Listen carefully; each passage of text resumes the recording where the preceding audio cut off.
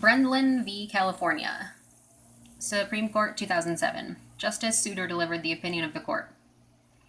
When a police officer makes a traffic stop, the driver of the car is seized within the meaning of the Fourth Amendment. The question in this case is whether the same is true of a passenger. We hold that a passenger is seized as well, and so may challenge the constitutionality of the stop. 1. Early in the morning of November 27, 2001, Deputy Sheriff Robert Brokenborough and his partner saw a parked Buick with expired registration tags. In his ensuing conversation with the police dispatcher, Brokenborough learned that an application for renewal of registration was being processed.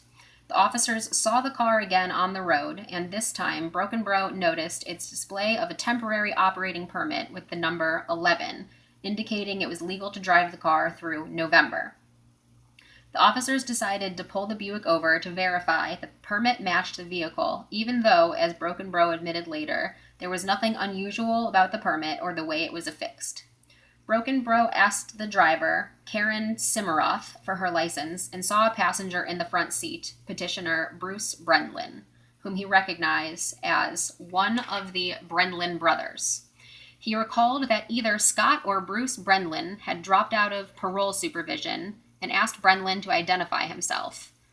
Brokenborough returned to his cruiser, called for backup, and verified that Brendlin was a parole violator with an outstanding no-bail warrant for his arrest.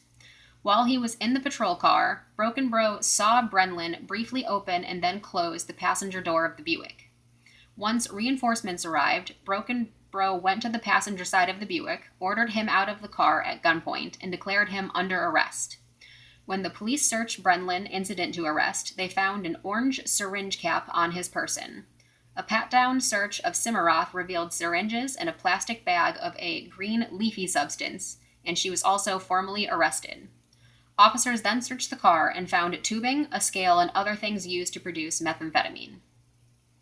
Brendlin was charged with possession and manufacture of methamphetamine, and he moved to suppress the evidence obtained in the searches of his person and the car as fruits of an unconstitutional seizure, arguing that the officers lacked probable cause or reasonable suspicion to make the traffic stop. He did not assert that his Fourth Amendment rights were violated by the search of Simmeroth's vehicle, but claimed only that the traffic stop was an unlawful seizure of his person.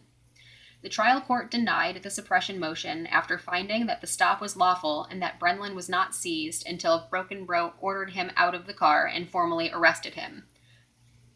Brendlin pled guilty, subject to appeal on the suppression issue, and was sentenced to 4 years in prison. We granted certiorari to decide whether a traffic stop subjects a passenger, as well as the driver, to Fourth Amendment seizure. 2. Subsection A. A person is seized by the police and thus entitled to challenge the government's action under the Fourth Amendment when the officer, by means of physical force or show of authority, terminates or restrains his freedom of movement through means intentionally applied. Thus, an unintended person may be the object of the detention, so long as the detention is willful and not merely the consequence of an unknowing act. A police officer may make a seizure by show of authority and without the use of physical force, but there is no seizure without actual submission. Otherwise, there is at most an attempted seizure, so far as the Fourth Amendment is concerned. When the actions of the police do not show an unambiguous intent to restrain, or when an individual's submission to show of governmental authority takes the form of passive acquiescence, there needs to be some test for telling when a seizure occurs in response to authority and when it does not. The test was devised by Justice Stewart in United States v. Mendenhall, who wrote that a seizure occurs if, in view of all of the circumstances surrounding the incident, a reasonable person would have believed that he was not free to leave.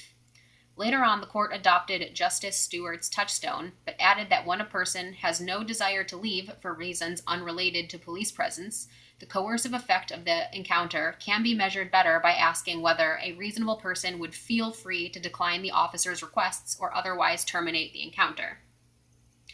The law is settled that in Fourth Amendment terms, a traffic stop entails a seizure of the driver, even though the purpose of the stop is limited and the resulting detention quite brief. And although we have not until today squarely answered the question whether a passenger is also seized, we have said over and over in dicta that during a traffic stop, an officer seizes everyone in the vehicle, not just the driver. Subsection B. The state concedes that the police had no adequate justification to pull the car over, but argues that the passenger was not seized and thus cannot claim that the evidence was tainted by an unconstitutional stop. We resolve this question by asking whether a reasonable person in Brendlin's position when the car stopped would have believed himself free to terminate the encounter between the police and himself. We think that in these circumstances, any reasonable passenger would have understood the police officers to be exercising control to the point that no one in the car was free to depart without police permission. A traffic stop necessarily curtails the travel a passenger has chosen just as much as it halts the driver, diverting both from the stream of traffic to the side of the road and the police activity that normally amounts to intrusion on privacy and personal security does not normally, and did not here, distinguish between passenger and driver. An officer who orders one particular car to pull over acts with an implicit claim of right based on fault of some sort, and a sensible person would not expect a police officer to allow people to come and go freely from the physical focal point of an investigation into faulty wrongdoing or behavior. If the likely wrongdoing is not the driving, the passenger will reasonably feel subject to suspicion owing to close association. But even when the wrongdoing is only bad driving, the passenger will expect to be subject to some scrutiny, and his attempt to leave the scene would be so obviously likely to prompt an objection from the officer that no passenger would feel free to leave in the first place. It is also reasonable for passengers to expect that a police officer at the scene of a crime, arrest, or investigation will not let people move around in ways that could jeopardize his safety. Subsection C. The contrary conclusion drawn by the Supreme Court of California, that seizure came only with formal arrests, reflects three premises as to which we respectfully disagree. First, the state Supreme Court reasoned that Brendlin was not seized by the stop because Deputy Sheriff Brokenbrough only intended to investigate Cimaroth and did not direct a show of authority toward Brendlin. The court saw Brokenbrough's flashing lights as directed at the driver, and pointed to lack of record evidence that Brokenbrough was even aware that Brendlin was in the car prior to the vehicle stop. But that view of the facts ignores the objective Mendenhall test of whether a reasonable passenger would understand. To the extent that there is anything ambiguous in the show of force, was it fairly seen as directed only at the driver or at the car and its occupants? The test resolves the ambiguity, and here it leads to the intuitive conclusion that all the occupants were subject to like control by the successful display of authority.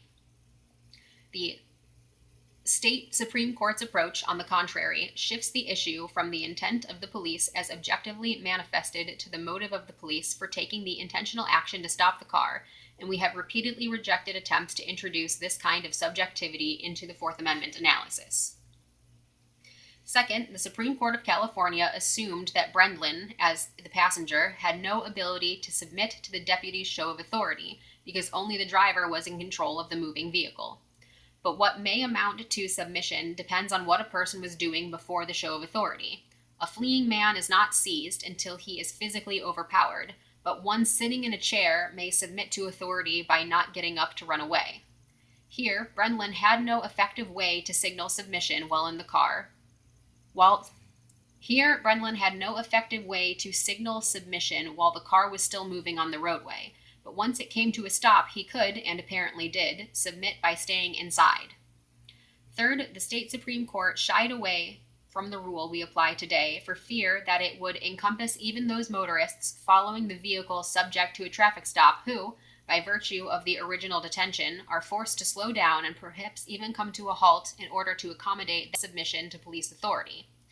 But an occupant of a car who knows that he is stuck in traffic because another car has been pulled over, like the motorist who can't even make out as to why the road is suddenly clogged, would not perceive a show of authority as directed at him or his car.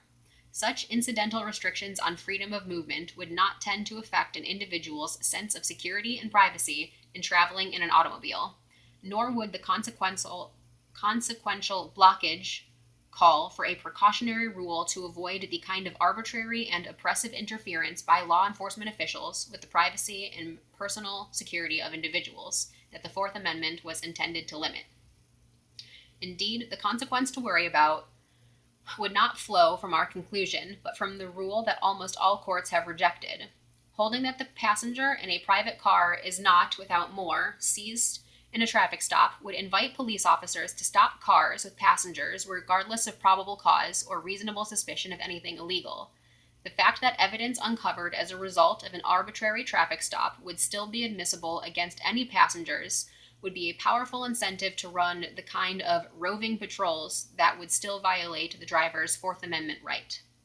Brendlin was seized from the moment Simirov's car came to a halt on the side of the road, and it was error to deny his suppression motion on the ground that the seizure occurred only at the formal arrest.